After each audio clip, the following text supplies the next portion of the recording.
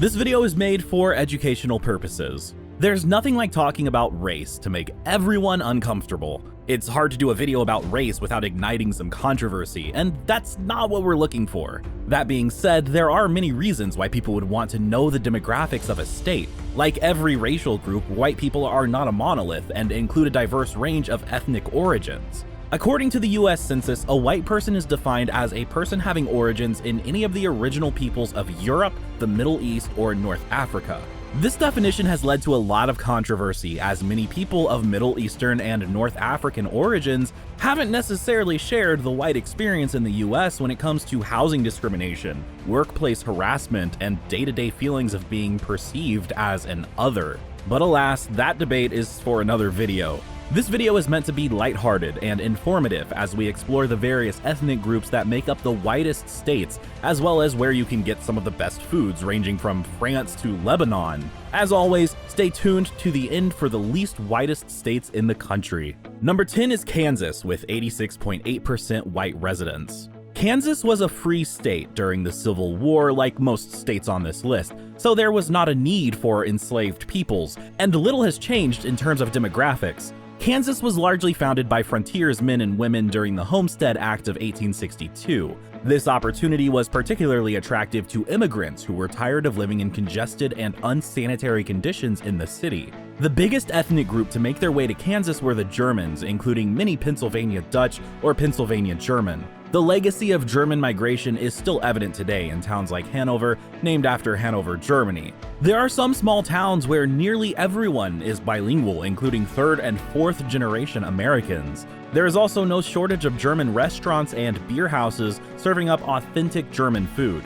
Number 9 is Nebraska, which is tied with Kansas, having 86.8% white residents. Nebraska has a similar history as Kansas, known for its homesteading opportunities. This allowed a variety of ethnic groups to migrate west with the promise of land and a new life, far from the industrial urban centers on the East Coast. Germans, Irish, and English Americans make up the largest subset of the white residents in Nebraska, and this is also evident in its food and culture. Since we talked a lot about Germans in Kansas, let's look at the legacy of the Irish in Nebraska. Those with Irish heritage make up the second largest ethnic group in Nebraska's largest city of Omaha. In fact, Creighton University's founding family was Irish, initially with the name McRaran. Can't get much more Irish than that. Irish immigrants also opened the first church of any denomination in Nebraska, which was a Catholic church in 1856. With 75% of Nebraskans identifying as Christian, a third of them are Catholic, which is largely thanks to the Irish settlers. Number 8 is Oregon with 87.4% white residents. This one may be a little bit shocking since the city of Portland is quite diverse, but as a state, they are still largely European descent. The four largest groups are German, Irish, English, and Scandinavian. Despite Oregon's claims of being a tolerant liberal bastion, the state's origins are anything but. Oregon began as a whites-only state through a series of laws that were designed to discourage Black Americans from living there, and little has changed. The first Black exclusionary law was passed in 1844, and while slavery was banned in Oregon, so were Black Americans. It was settled as a white utopia. Perhaps the decline of modern-day Portland is karma for the state's racist past. To be fair, many in Oregon led the charge for racial change throughout the 2020 riots following the death of George Floyd. So Oregon is trying to reconcile with its past. Both the Black and Asian populations are on the rise in the Beaver State. Number 7 is Kentucky with 87.8% white residents. Though it remained part of the Union, Kentucky is one of only 2 states on this list that were former slave states, which would lead one to believe that there would be a larger population of Black Americans who remained there. But this is not the case. The earliest settlers in Kentucky were largely English, Irish, and Scottish. Kentucky records are notoriously vague in that for a long time, its demographics were lumped into the Tennessee Territory, meaning that generic overviews of its residents were all we have from the state's earliest migrants. Kentucky was only the 15th state admitted to the Union in 1792, shortly after the Revolutionary War. It became the first state west of the Appalachian Mountains. Before the arrival of the Europeans, many indigenous groups lived in what is now Kentucky for over 12,000 years. In fact, in 1763, the British declared that Kentucky was Indian territory and could not be purchased or taken from the Cherokee without their permission. Unfortunately, like much of the nation, indigenous people were eventually removed through warfare or resettlement acts, leaving Kentucky at number 7 on this list. Number 6 is Iowa, with 90% white residents. When people think of Iowa, they often think of cornfields, followed only by more cornfields. The majority ethnic groups are English, Irish, Danish, Norwegian, Dutch, and Swedish. Iowa also has a unique history of Middle Eastern immigrants, many of whom were fleeing the harsh rule of the Ottoman Empire. Cedar Rapids has a vibrant Lebanese community, which is reflected in the cuisine and religion, with many of them having been Muslim. In 1920, Muslims in Iowa worshipped in a rented hall in Cedar Rapids, but in 1934, they began constructing a mosque. The mosque in Cedar Rapids was the very first mosque built in the United States. Who knew that Iowa had this distinction? This is the oldest mosque still in use and is known today as the Mother Mosque. In 1948, the Cedar Rapids Muslim community also established the first Muslim cemetery in the United States. Many of the cities in Iowa have a variety of Lebanese and Mediterranean restaurants to choose from, which is pretty awesome to find in the Midwest. Number 5 is New Hampshire, with 91.5% white residents. The next 3 states keep us up in New England, and as its name suggests, there are a lot of people with English descent. There are also a fair amount of French Canadians, which makes sense given its proximity to Canada's Quebec province. The state's first permanent European settlement dates back to 1623. These early settlers made their living through a combination of fishing, farming, cutting and sawing timber, shipbuilding, and coastal trade. New Hampshire was a crossroads of English and French colonization, and this created a hostile environment for those early settlers. Most Native Americans chose to remain neutral, but ultimately sided with the French. The French did little to help their native allies in the years to come, though, as they were pushed off their own land to make way for the colonies. A more recent ethnic group to the area have been the Italians, which make up 11% of the state's population. This is well above the national average of Italians. In fact, New Hampshire is the 7th most Italian state, so vivi libero o mori, or live free or die, as they say in New Hampshire.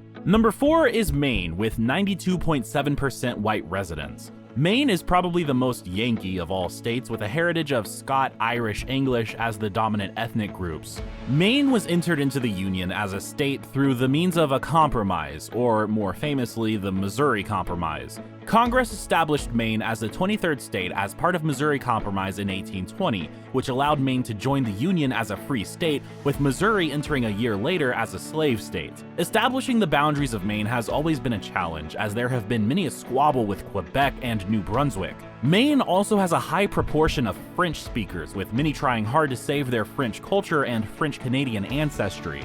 A no-French law that was passed in 1919 contributed to the slow loss of a once thriving French language in northern Maine. In fact, there is an island, 10 miles off the coast of Maine, where everyone born on the island is granted dual citizenship with the USA and Canada. Though Machias Seal Island is home to more puffins than people, it still is a reflection of Maine's unique ethnic identity. Number 3 is Vermont, with 92.8% white residents. Keeping with the trend of New England states, this may come as a huge shock to you, but this third New England state also boasts a dominant ethnic majority of, drumroll please, Irish, English, French, German, and French Canadian. Like much of northern New England, the land that is now Vermont was fought over between the English and the French until the French defeat in the French and Indian War, when the land was officially given to the English. So the state's English and French ancestry is on par for the course given its history. In terms of modern-day immigration, immigrants make up 5% of Vermont's population, with the predominant group being from Canada, but also many coming from Bosnia and Herzegovina.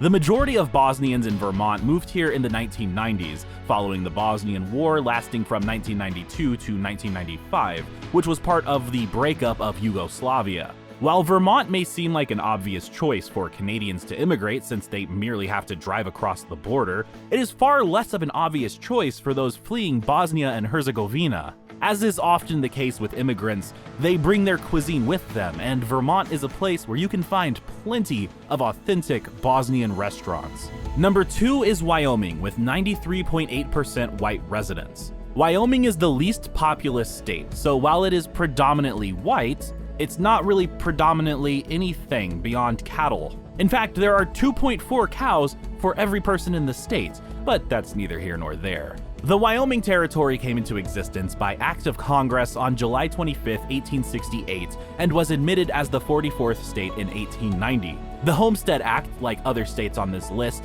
brought out English, Irish, and Germans seeking the opportunities that the vast open lands could provide. Despite being the second whitest state in the country, Wyoming actually has the 7th highest population of Native Americans still living there. The least white state in the nation is Hawaii, with only 25% of the population being white, making this a minority-majority state. The next would be Washington, D.C., with 46% white, and many of America's territories like Guam and American Samoa having only 7.1% and 4.2% respectively. Then there's Puerto Rico, which is known for its tri-racial identity, where only 25% are considered having only European descent. The land was originally home to the Plains Indians, but that didn't deter American settlers from claiming the land for themselves. Though many in Wyoming trace their ancestry to England, a popular food in both England and Wyoming actually migrated in the opposite direction. Baked beans, which was a common frontier food in Wyoming, was actually brought to England by the Americans. Many people think it was the British who gave us the dish. It was actually part of Native American cuisine, which evolved by frontiersmen and women in Wyoming. Wyoming cuisine in general is as rustic as the land, ranging from steaks, both beef and bison, to biscuits, jerky, and chili. Wyoming has created a unique culture of its own that has mixed both its indigenous and European heritage. And finally, we get to the whitest state in America. Number 1 is West Virginia, with 97% white residents. Though West Virginia has a sordid past with race, its legacy as a slave state is not often cited as a reason for its lack of racial diversity. The reason for West Virginia's lack of racial diversity is largely due to isolation. The mountain state has had a stagnant population for people of all racial and ethnic backgrounds. West Virginia is often cited as the nation's most racist state, and that may be a factor in its lack of diversity, but few people of any color are moving there. West Virginia's ethnic ancestry is hard to track, and the dominant ethnic group makeup is listed as unclassified. This isolated state has created a unique culture of its own, grown out of decades of struggle. West Virginians are often called America's forgotten tribe. Left behind by disappearing industry, West Virginia has a legacy of poverty, drug addiction, and mental health crises. Some of the positives of West Virginia's culture are the friendly people, safe neighborhoods, stunning natural beauty, and extremely low cost of living. Unlike many other states on this list, where the individual ethnic breakdown can be seen in its food and culture, West Virginia is truly unique, and out of its isolation came a culture of its own. Famously nestled entirely in the Appalachian Mountains, folk music has been the state's biggest cultural claim to fame. Now that you know more about the whitest states in America, click the image on this screen to learn about the top 10 most racist states in America.